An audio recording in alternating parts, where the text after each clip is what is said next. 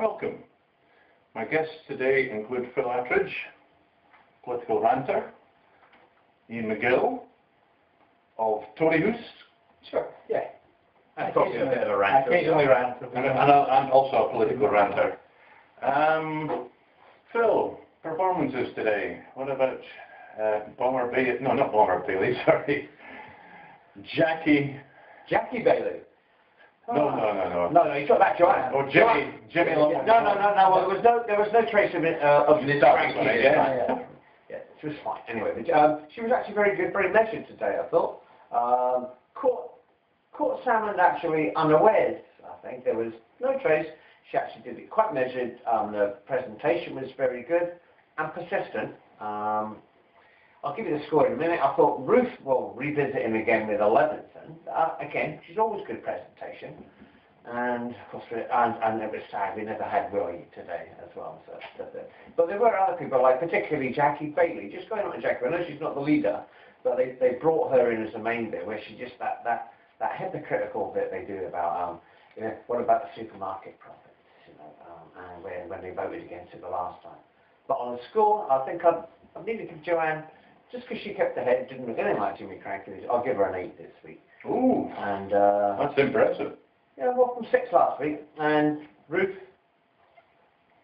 well, she wants to revisit in got the same answer, so I'll give her a 7. Salmond as well. As he was caught unawares this time, I'll drop him down to 9 then. Ian, what did you think of performances today? Performances were good. I was impressed. Jackie Bailey came up with a line of question that no one anticipated. Joanne Lamont, sorry. I did it as well. Get this right. Joanne Lamont came up with a line of questioning that we didn't predict was going to lead First Minister's questions, and Brian Taylor, so even the professionals, didn't pick this as a topic, but it was built on a very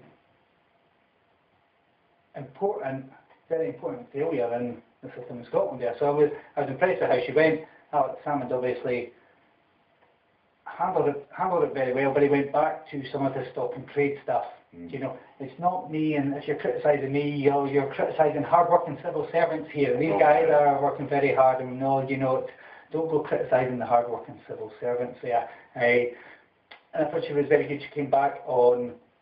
He said, we need to get some consensus and get things going. She came back going, that's fine, goodwill doesn't solve these problems. So she has picked a real issue in the inspection regime that we have in this country. Ruth was good. She's picked a very topical subject, I think. Now, that was one we expected to come up. The Levison inquiry is current. Two previous First Ministers were hacked by by News International. This is a current topic at the moment, and the information is not as clear. Can you identify what the possible scandalous thing about if he has been hacked might be? I think I know what it's about, but can you explain that? There's many things, but to me it's the very base thing. Is there a news organisation out there? Now we know they've hacked 2 previous First Ministers. To have any news organisation hacking First Ministers of any colour, it's just, that's got to be the biggest thing. Isn't the implication that there are many other implications? The implication is that he was hacked. Yeah. They've got something on him, which is why he's been so soft. People on you see that speculated on Twitter from some of the more extreme things. I think there is a bit of showing that Alex Salmond again today goes back to his stock answers all the time.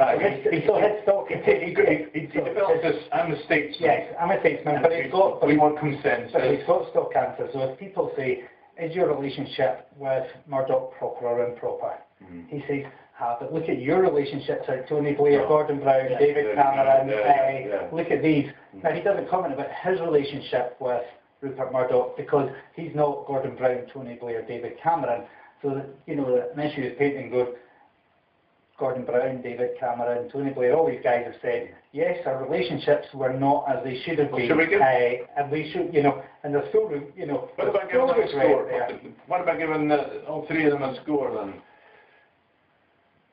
The other one, I liked her. I thought her question was very, very, very valid, and she presented it well. I'm giving her an 8. I am giving Ruth Davidson a 7 in that, which is possibly a little unfair, I think, in that her questions were very short and very sharp and to the point, and actually I think that needs to be encouraged more, because you see, it is much more, and I was at a talk recently, John Bercow, the speaker down in London, he was giving a talk over in Belfast, and I asked him about his drive to make Prime Minister's questions much more collegiate and much more talking out and much less adversarial. Whereas actually, if you watch Prime Minister's questions, it's much more entertaining than First Minister's questions, where there is a bit of droning on. So actually, I'm bumping Ruth up actually to an 8 again, because she wasn't droning on and dragging the questions out. It was the consistent. It's short and it's sharp, and she's like, what about Alex? Alex Hammond, I'm giving him a 6. It's his stock answers again and again. Don't, you know, oh, no, you're talking about my inspection regime. It's not my inspection regime. You know, you're criticising hard-working civil servants. Oh, no, it's not. No, I have to agree with you. I don't think Alex had his best performance today. But even at his worst, I would still give him an 8. I mean, what was interesting, you're so right about the John Lambett's question, and he got caught, quite clearly got caught with his pants down. Yeah. But by the time he answered the last time, he was able to bring up quotes. Yeah. Now you have to ask, how did he do that? Is there something in his ear? No, from the back office? No, he's a solicitor as well. A solicitor will sit with a pile. He's a very good solicitor. I mean, he'll sit with a whole pile of print in front of him, and they'll train it, and they'll pick everything out. It's just an. Somebody must tell him it's page 40-41. You should watch Mark Lazarovich. Yeah, he's very well briefed, and he is, but a lot of it also comes back just to those stock answers. Yeah. And said he reverts entirely type, because I know if he gets a question along these lines that he doesn't expect, he'll fall back to a stock answer. If he gets a question along these lines, he'll fall back to a stock answer. Who was it you got excited with? Was it the alcohol pricing thing? Alcohol pricing.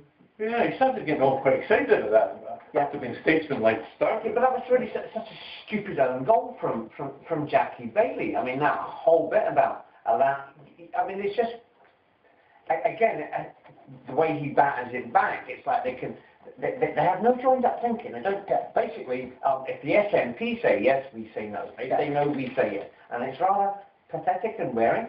And it's easier to get. It's easier and acceptable. I think he prefers that style of debate. It's easier to get angry or excited, you know, to make jokes about. Bjorn, once she started off about the death of a child in Lanarkshire, you know, you can't be so. You have to treat that in a very different manner to the way you would about Jackie Bailey's own goal, which was opposition for opposition's sake. I'll give Joanne Bailey. Joanne Lamont or Jackie Bailey. There you go, get the whole next 7. Yeah. I'll give her a 7. And Ruth was quite good. I'll give her a 7.